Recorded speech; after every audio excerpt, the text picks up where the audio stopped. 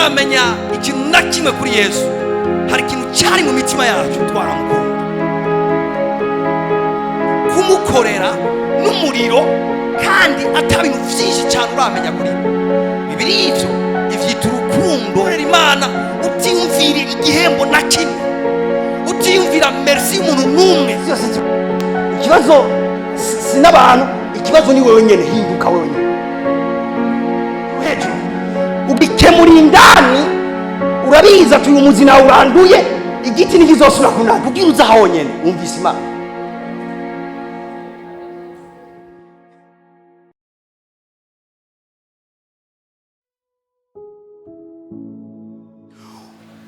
Ugiye biba ngo ubusambanyi bubaye habaho imibiri guhura gucika umwe. Mu yandi majambo nawo ubona umenga uritahanye, burya ntiwitahanye.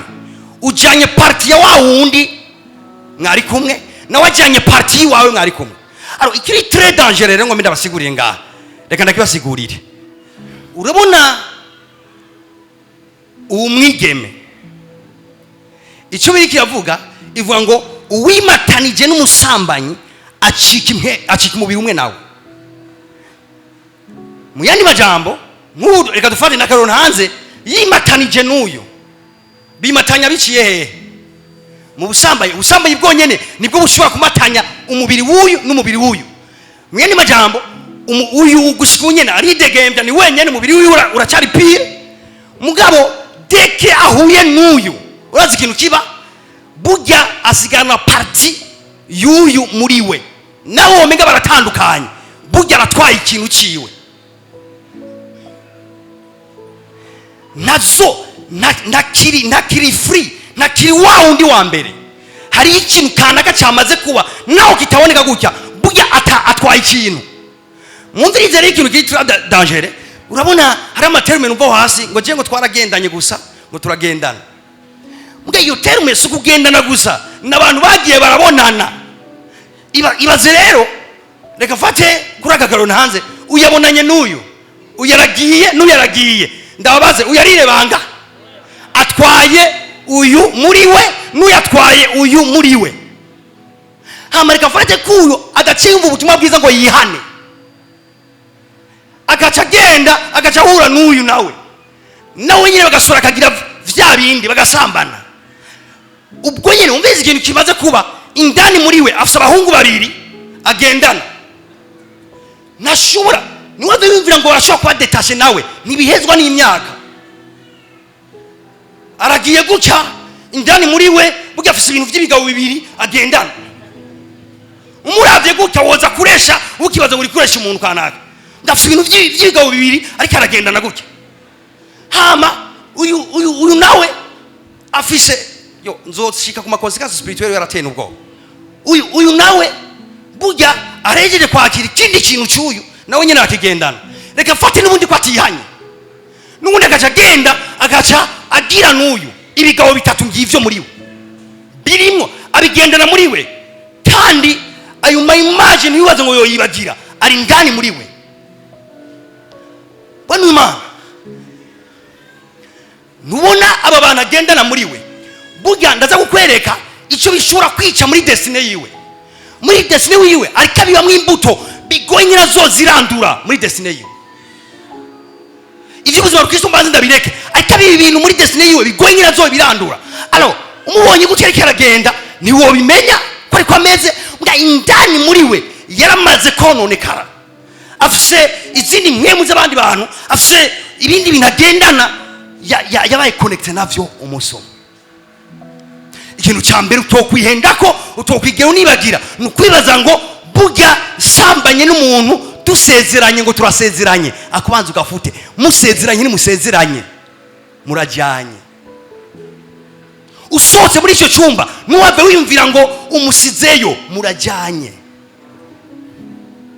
Cyo gituma Imana ivuze ngo mwinde ubusambanyi, Imana irazi iki yavuga, c'est très dangereux. Conséquence ya mbere, iyo umuntu bivuga ngo ahuye canke yimatanije n'umusambanyi acika umubiri umwe nawe, iyi ni conséquence ya mbere. Nakiri wa wundi nyene akimeze kwa kundi yari ameze ava. Konsekansi ya kabiri kubera umwanya, ingaruka ya kabiri canke sikono vyita ingaruka mbi ya kabiri. So nyiganze mugenzi wawe ati kwirinda ubusambanyi. Aha rero nta muhinga bamwo, nta wavukiye mu gisagara, nta wavukiye ruguru. Aha nta muhinga bamwo. Umuhinga wenyine uvyeke ubusambanyi arabwirinda. Nzoshika ahantu ndabereka ingene babwirinda.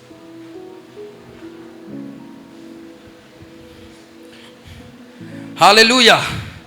Konsekansi ya kabiri, somera Proverbe 5 verset 9. woye kwiha abandi ngo bonone igikundiro cawe, na rubura kigongwe ntumumarire ku imyaka yawe, ntumumarire ku imyaka yawe. Subira ugasubiremo neza. woye kwiha abandi ngo bonone igikundiro cawe, na rubura kigongwe ntumumarire ku imyaka yawe. Soma hejuru ako gatitre wumviriza ibyo ariko baravuga. Titre ikivuga kugira dutahurana. Kwirinda ubusambanyi. Twese bwati kwirinda ubusambanyi. Soma rero umurongo w'icenda. woye kwiha abandi ngo bonone igikundiro cawe, na rubura kigongwe ntumumarire ku imyaka yawe. Nimba ufise Bibiliya y'igifaransa, soma mwumvirize icyo bariko baravuga neza kugira dutahurana muri wo isoko.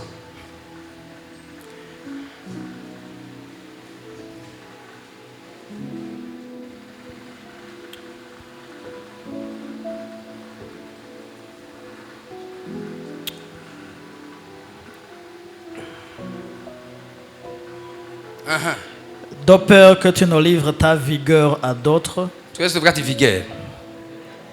Vigueur ni ubushobozi, ni nguvu z'umubiri dufise. Namye ndaraba iri jambo isobanuro yayo. Bavuze ngo usomye mu Kirundi ingene bavuze, bavuga ngo wirinde ni wihe abantu ngo bagutware inkomezi zawe. Ndabivuze mu majambo yumvikana. Alors bona Imana, kimwe mu bintu bimara inkomezi abantu, si tungango mvuge ku bahungu, n'ubusambanyi. Praise God. Nubona wa muhungu mejeje kwerekana agyamanye n'umuntu kanaka, burya ari inkomezi amusizemo ziwiwe yokoresheje muri kazoza kiwe. Rero abigize akaje, akabigira gakino, kabigira rimwe kuri uyu amusizemo inkomezi ziwe, akabigira kuwundi amusizemo inkomezi ziwe, akabigira kuwundi amusizemo inkomezi ziwe. Bona Imana, uyu muntu urashobora kumusanga ejo yamaze gusaza akiri umusore. Kubera iki? Inkomezi ziwe yagiye azipartage n'abagore b'ivyigenze. Hari naho bakoresheje ijambo potentiel. Potentiel ni ubushobozi umuntu afise Imana yamuhaye bwo gushobora gukora ibintu kanaka. Wibaze birikavuga ngo umuntu yihaye umusambanyikazi amusigamo potentiel yiwe. Murari ngene biri très dangereux. Umuntu yihaye umusambanyi wari umunyenkomezi, wari ufite ubwenge kanaka, hari ukuntu wari Imana yaguhaye amagrace kanaka, mugabo uko wimatanya n'umusambanyikazi niko umusigamo potentiel yawe. Buzogutuma uhera ubaka akantu k'akagabo kaheze. Twese tuvuga ati kaheze. Umuntu ashobora kugenda ntuzi potentiel yiwe yose abagore ivyigenze barayitwaye. Umurabi gutya mu buzima n'umuntu w'umugabo nyene yaheze, akaheze vraiment yaheze. Potentiel yiwe yose agiye arazisanzaza mu bantu, azisanzaza mu bagore ivyigenze, akaza kwirotuva nagifise ubushobozi bwo muteje imbere, ibintu byo muteje imbere, umugisha yari afise, ukuntu Imana potentiel Imana yari yamuhaye yagiye arisanzaza mu bantu, akaza agenda kubakana n'umuntu kanaka atakira umugabo. Potentiel yiwe yose yagiye arayisanzaza mu bagore b'ivyigenze. C'est très dangereux. Alors Bibiliya ikubwira ati ivyo ntibabisengera, uvyumvise ucushira amabariyeri aboneka neza, ucushira ibintu vyo kwirinda biri clear. Ahanye ntiharengwa ngaha, aha ntihakogwako, ibi ni kizira kuri jewe. hari ibintu uvuga ati kuri jewe ni kizira nibikorwa kuri jewe. Ndarota aba jeune fille muzokubaka ingo zanyu mukiri inkumi nyene. Amen. Ndarota abasore muzokubaka ingo zanyu mukiri abasore nyene. Tugeze muri generation uze utakimenya wubatse n'utubatse. Satani arabigira simple cyane ku buryo nta n'ubushobozi bwivise n'abavyeyi barabihevye kwikosora. N'ishengero ryo bitinya ricari yabiheba. Mugabo niko nyine Satani karinjiza urupfu mu ishengero. Nikareka detruiza imiryango ejo. Nikareka detruiza kazoza k'abantu ejo. Nikareka detruiza future yanyu ejo.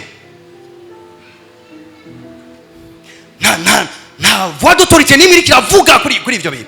Abantu bahevye n'abavyeyi bavuga ati niko bimeze mwana amaze kwiza imyaka nk'iyo. No, si ivyo twe twaririnze gushika turubaka. Nawe birashoboka. Naimvuze ngo je naririnze gushika ndubaka. Amen. Ibi ndiko ndababwira sivyo ndiko ndigisha gusa. Ibi narabipractice birashoboka. Uri umujene wogenda urugendo rwa n'umwami ukarugenda gushika kubaka nyene ukinjira mu rugo. Hallelujah. Mwino generation ndizera cyane avec ino message twashobora kuronka aba jeune fille abari bose bashobora kurinda ubusore bwabo tugahezagira abakobwa nyene. Tugahezagira abakobwa pana guhezagira abantu biburirane. Hagiye uhezagira umuntu karibeka kuhezagira umukobwa n'uguhezagiye. Ingaruka ya mbere y'ubusambanyi mucika umubiri umwe no musambanye. Ingaruka ya kabiri y'ubusambanyi agutwara potentiel, agutwara inkomezi zawe. Ingaruka ya gatatu y'ubusambanyi, ubusambanyi butera ubujuju. Andika hano ntuzuze ibyibagira. Ubusambanyi butera ubujuju. Nave mwimbira ngo urumogi nigo rutera ubujuju bwonyene. Ubusambanyi niyo nzira ya mbere kugira abantu bijuju. Somera Hosea 4:11.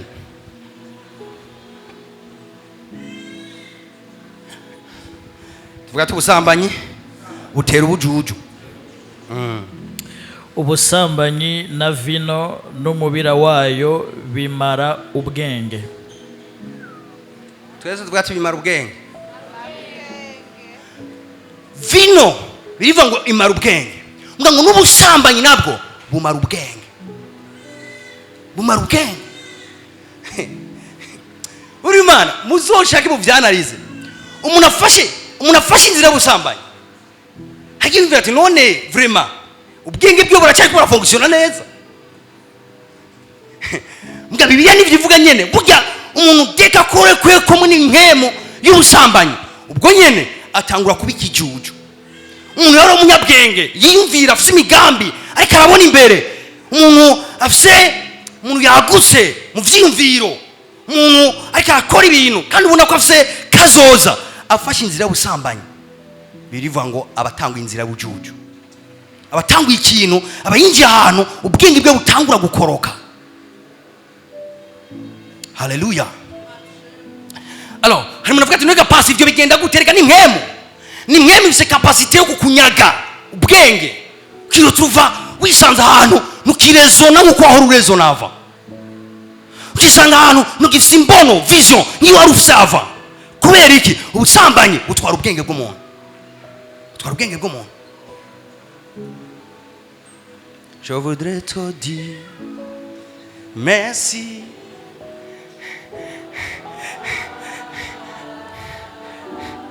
Simplement te dire merci papa. Ubusambanyi butwara ubwenge bw'umuntu. Mwani majambo igihe cyose akuje mu vyumviro byo gusambana umenya ati ibi bintu bije kundetruiza kunsubiza inyuma. Businessman yahora afise ivyimviro yunguka ibintu bigenda neza dekafashe inzira y'ubusambanyi. Uratangazwa n'ingene agenda shita pole kubera iki ubujuju bwatanguye umuvumo watanguye. Alors Imana ivuga ati mwirinde ubusambanyi burya nirikira hani niricyo yiyumvirayo iriko yimvira wewe burimwo umugera ku detruiza ubuzima bwawe. Hallelujah. Kugira nyarutse kubera duse programme ndende ayiyi ubusambanyi butuma utakaza ubuzima. Butuma utakaza ubuzima. Somera Abalewi 17 umurongo wa 11. Imirongo bishobotse uyandika hano. Dusubiremo kwirumbura wewe wenyine. kuko ubugingo bw'umubiri buba mu maraso. Twese tuvuga ubuzima bw'umubiri buba mu maraso. Nanje shinze kwaba ku gicaniro ku bwanyu, ego ngo abe impongano y'ubugingo bwanyu. Bano Imana ku kintu cyose cy'ikinyabugingo gifite ubuzima, biye tugira ubuzima bw'imibiri aho buba. Biye tugira ngo ubuzima bw'umubiri buba hehe? Mu maraso. Kimwe mu bintu biba iyo umuntu asambanye n'uwundi, habaho guhanahana amaraso. Ivyo rero biri prouvé na science. Habamo guhanahana amaraso. Muri uko guhanahana amaraso, bitubwiye ngo amaraso bugasa amaraso gusa. Amaraso atwara ubuzima bw'icyo kintu avuye. Amaraso y'uyu burya arimo ubuzima bw'umubiri wiwe. Amaraso y'uyu arimo ubuzima bw'umubiri wiwe. Amaraso y'uyu arimo ubuzima bw'umubiri wiwe. Reka kugira ngo iyo habayeho rero icyo gikorwa cy'ubusambanyi, habaho guhanahana ubuzima, guhanahana amaraso. Mu yandi majambo, hariho gutakaza ubuzima bwawe ubuhereza uwundi muntu. Nicyo gituma biri prouvé mbere na science yuko iyo umuntu asambanye arashobora kwandura indwara zimwe zimwe zifatira mu maraso. Ndabizi hari abantu bavuga ati pastor agenda icyari mu gishasha, ubuzima bwanjye niwe kiri mu maraso kuko abavyawe na mpemu nabo ni mpemu. Barakubesha. Lani keso y'umubiri. Nuwave hamaje avuga ati Yohana 1:12 havuga gute? Havuga ati niwe watavyawe n'umubiri, niwe watavyawe no kwifuza kumugabo, niwe watavyawe n'amaraso, ati ahubwo bavyawe n'Imana. Kugira yumvishe ko reka ndakubwire nshuti yanjye, ugasambana uzogwara sida. Nuwavuga ngo ndicyari mu gishasha, cyari mu gishasha ntigwara sida. Ni keso y'umubiri kugira ngo ubugingo bw'umuntu buri hehe? Mu maraso. Hamaze kuba guhanahana amaraso, bugiye bakontamine neza.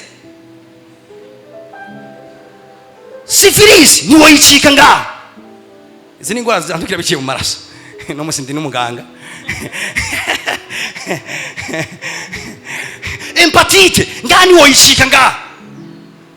Abaganga bari ngaho nyaza ko ari sawa kose. Ntushaka kuzishika indwara ngizo. Kubera iki? Ni indwara zandukira mu maraso. Bibiliya ivuga ngo ubugingo bw'umuntu buri hehe? Mu maraso. Iyo habaye kubonana ibitsina n'umuntu mutubakanye, umviza ikintu kiba murahanahana amaraso. Muhanahanya amaraso, hanyuma hakaba ingaruka zizi indwara meje kutondagura ngaha. Buri muntu wabe wibwira ngo Imana irakurenganije. Imana nta nivyirimwo. Imana yakubwiye gusa ikintu kimwe, ati rinde ubusambanyi. Mwani majambo utirinze ubusambanyi burya wemeye ugurura indwara kanaka mu buzima bwawe. Apaya kuvuga ngo maître umuntu asambanya aragwara sida, henda kurahiye aragwara sida. Ndakurahiye ushaka usenge ugurura amabati. Dai wosenga gutera gusengera muri wrong way. Wewe usenga uri kurasambana ntabwo uri kurasenga, ivyo birajyanye. Uyu muntu avuga ati ndiko ndatura pasa narakime kizoba bakubeshe. Narakime kizoba uri deje uri muri wrong way, uri mu nzira itariyo. Hamuvuge ngo uri kuratonga narakime kizoba. Nta muntu umwe exonere. Uze wamaze gukorokera mu cyago cya nturi exonere. Hamavuga ati pastor no tugira iki? Irinde ubusambanyi. Irinde iki? Hamavuga ati pastor no ndabwirinde gute? Ndindira kwa Mungu. Irinde ubusambanyi. Pastor no nta kindi kintu ngokora atari ico. Kwirinda byo kwirinda birangora. Bikugora bireka nta nzira ya hafi hari. Irinde ubusambanyi. Hageze kuvyereke ubusambanyi, Imana ikoresha ibintu bibiri gusa: kwirinda no guhunga. So bigarukako kwirinda no kugira iki? pasa jendi yizeye pasa jewe pasa jewe ntibige bishike n'umusi umwe ati jewe pasa ibyo je ndazi ko bitonshikira ahubwo wowe rero uri muri danje gusumba abandi bantu bose wewe wiyumvira gutyo ubusambanyi nta muntu n'umwe yimetriza ku busambanyi naje mfise mikrofone ku busambanyi ndahunga ndiruka yanda kwereke ko bikomeye cyane. Iyindi nkuru utaruzi ubusambanyi butuma umuntu aba mubi. Rero mvuye ku bahungu ngiye kuwigeme. Umwigeme wibaza ko uri mwiza kubera urinze ubukumi bwawe ugafata inzira y'ubusambanyi ashi bivuze ngo mwirinde nagiye umuntu abatwara igikundiro cyanyu umviriza igituma urengana abantu bose bakakuraba burya puissance ufise nuko ata muntu arakwambura impuzu ngene bandaba pastor yavuze ibintu bikomeye mvuze ibintu bikomeye nyene ubushobozi ufise nuko ata muntu arakwambura impuzu ngene bandaba pastor yavuze ibintu bikomeye mvuze ibintu bikomeye nyene ubushobozi ufise nuko ata muntu arakwambura impuzu.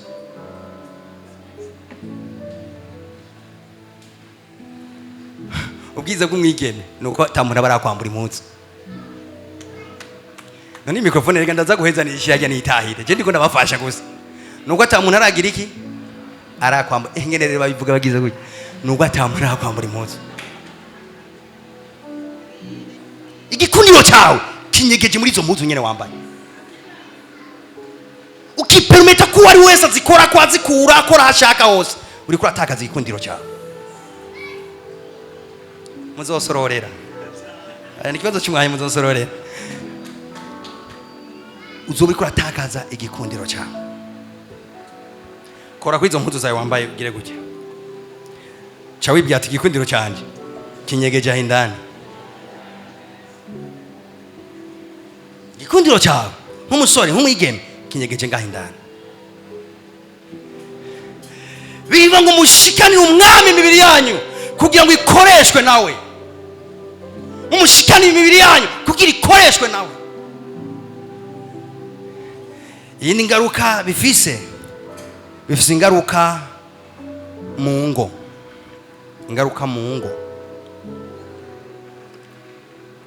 sindi ingaruka mbi mu ngo. Haleluya. Bibiliya usomye ujya murongo twahereyeko birivuga gutya ivuga ngo uwimatanije n'umusambanyi acika iki umubiri umwe nande nawe.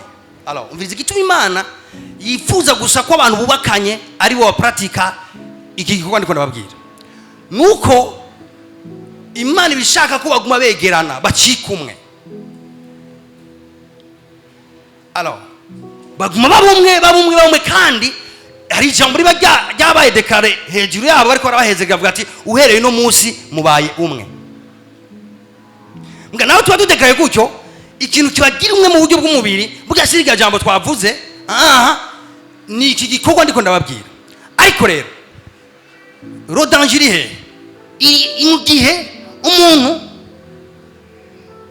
agiye ku muntu batarubakana bakoze ubusambanyi ubu ni uwa mbere baramatanye burya icyo gikorwa kibaye cyo kumatana burya ntigihera kubera basezeranye burya nabasiguriye kigumana nawe hanyuma aragiye ku wundi aryamanye nawe icyo gikorwa nawe nyene ntigiheze kubera basezeranye burya barasigaranye uko agenda aramatana n'umwe amatana n'uwundi niko agenda aratakaza kapasite yo kumatana.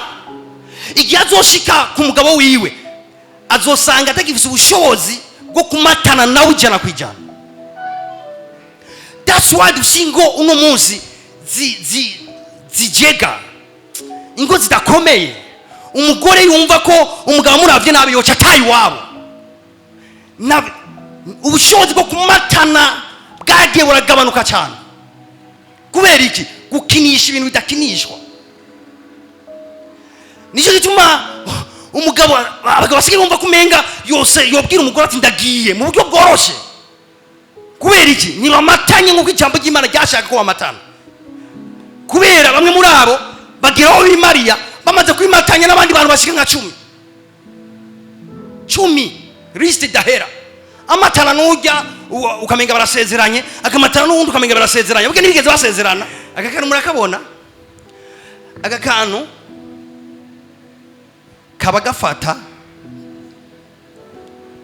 karamata, bakigaheza kugakora ukacuka amadika ku kintu gutya kaja kamata, sivyo? Ngene mu ndabanani nk'umwenga nituzinanye. Karamata je ni kamata, karamata mga ukamatishije hamwe kakamata, hamugaga kuroka kamatisha handi kakamata, kakamatisha handi kakamata. Nimurabona kakande katakaza ubushobozi, haragera ugashira ukakibona karakorotse nk'uko.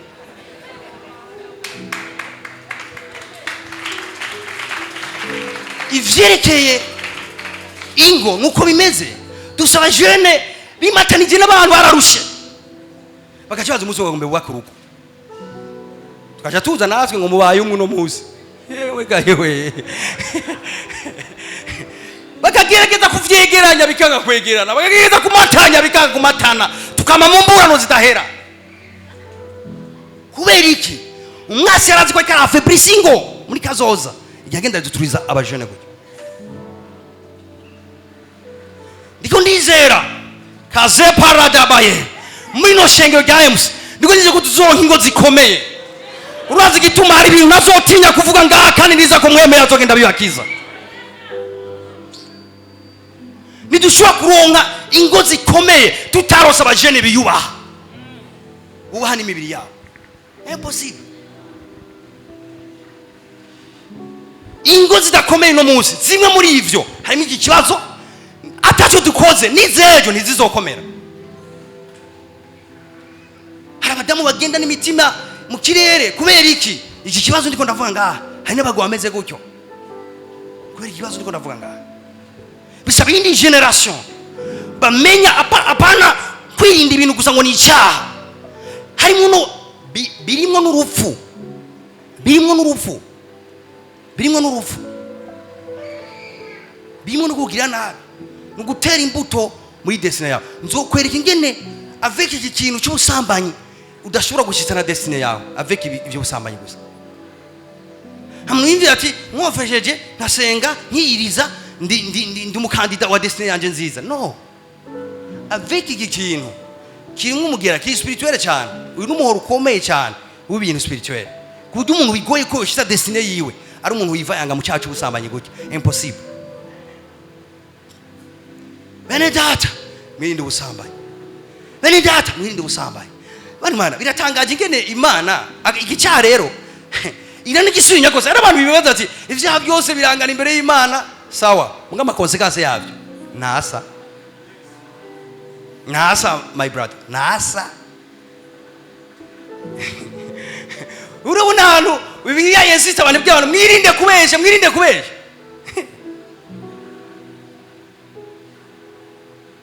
Ubusambanyi wese duwawe turahejeje. Nzobigisha kwirinda gusambana, hanyuma mugabo nzobanza kubigisha ingaruka spirituel nazo. Duhagarare dusenge Imana.